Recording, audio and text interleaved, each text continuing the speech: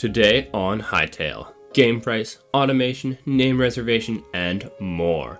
Welcome to the daily Hytale update. I am your host, Muffled Muffin, so let's dive straight into the news. Starting with the most significant news of the day, the pricing model for Hytale was officially announced. The standard edition of the game will cost $20 with the slightly pricier supporter edition costing $35 and the top of the end Cursebreaker edition coming in at $70. The Cursebreaker edition had originally been meant to come with extra game keys so you could give some to your friends. However, that was not achieved by the Hytale team, so the price has been significantly reduced from its original to $70 to compensate. The only benefits that come from these upgraded versions will be cosmetic items, which will be announced around the same time as pre-orders go live, and as previously mentioned, you will be able to upgrade versions after purchasing them, so feel no pressure to get the most expensive versions right now. Simon also shared the unfortunate news that regional pricing will not be coming to Hytale for release, which is super disappointing for players from countries with weaker currencies. Perhaps it will come down the line, but until then, Hytale may be financially locked away for many dedicated fans outside of the US.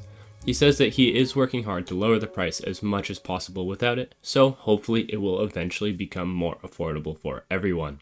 In response to a question about Hytale's crafting, Simon confirmed that it would have no grid system. He claims that Hytale's system is more innovative than grid crafting and more intuitive for new players, starring upgradable workstations. He also mentions expansion of the system into encouraging players to build houses and villages, although I can't really tell if he means that this is what a modder could accomplish or if he means that this is how it's going to work in vanilla Hytale. It should become clear over time, as Simon says we will see it grow and understand what he means. Building was also a topic of discussion, and Simon confirmed that they have finished block rotations and other features.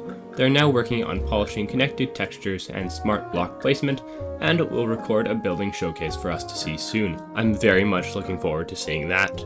Thomas Frick confirmed on Twitter that the team had been thinking about how to lower the barrier to entry for making Hytale models and textures, especially considering that they were 4 times more detailed than Minecraft textures, mentioning making tutorials and documentations eventually.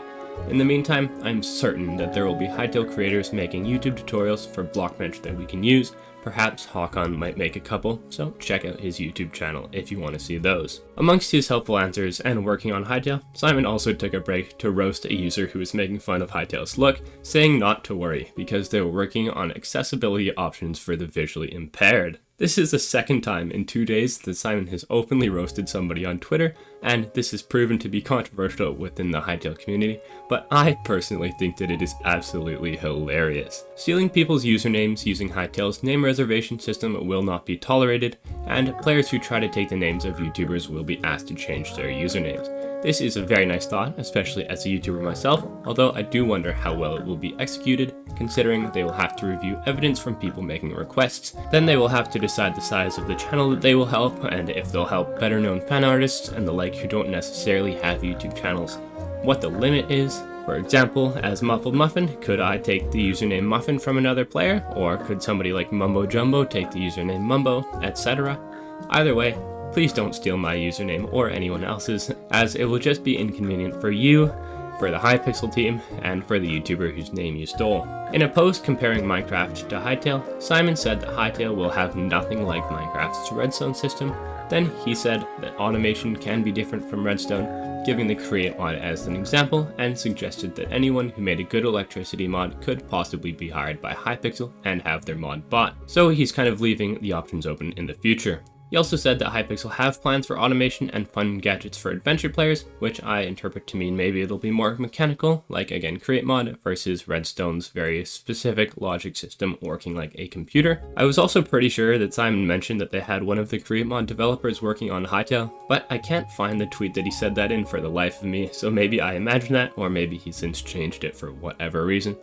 Either way, it seems that automation will be at first accomplished by in-game scripting for map makers, and later will come in some form to adventure mode. Hopefully whatever they create has similar potential to Redstone, because it's really awesome that people have actually built Minecraft within Minecraft, and I'm a huge fan of Redstone, and I wanted to focus my content on Hytale's automation system when the game did release, so I'm slightly disappointed that there's not going to be one at release, but that is a-okay. I suspect that there will still be certain auto farms that we can accomplish without any automation until somebody makes a cool mod that'll hopefully make everything so much better and bring automatic doors to Hytale, because everybody knows that automatic doors are the coolest feature that Minecraft has. A poll asking if we wanted gliders in Hytale was posted by Simon, in which the two options that you could vote for were both yes.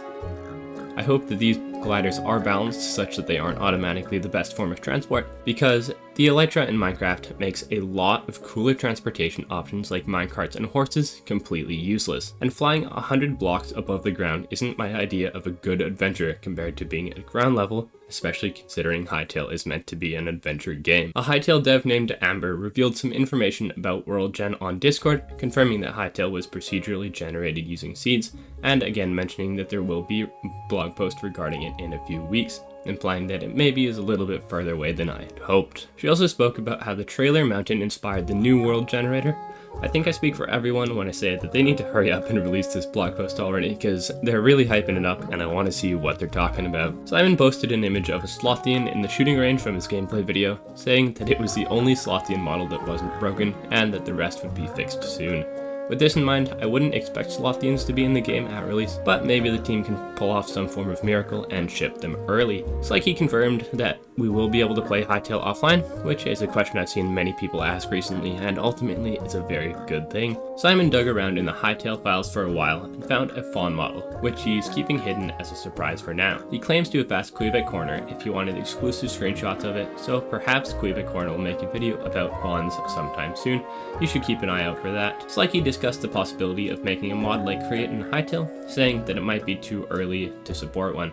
They want to eventually support moving structures, and even have a developer famous for modding moving structures into Minecraft on their team. He says that eventually they want to be able to support all of it, but for now, the tech of the modding engine is not where it needs to be to accomplish that. Finally, Simon confirmed that a mobile version of Hytale will not happen for a while, which I'm sure is a disappointment to a number of people who don't have access to higher-end PCs or consoles, but that is all the gaming news from Hytale today. Please make sure to subscribe to stay updated on all things Hytale, and until tomorrow, goodbye and stay happy.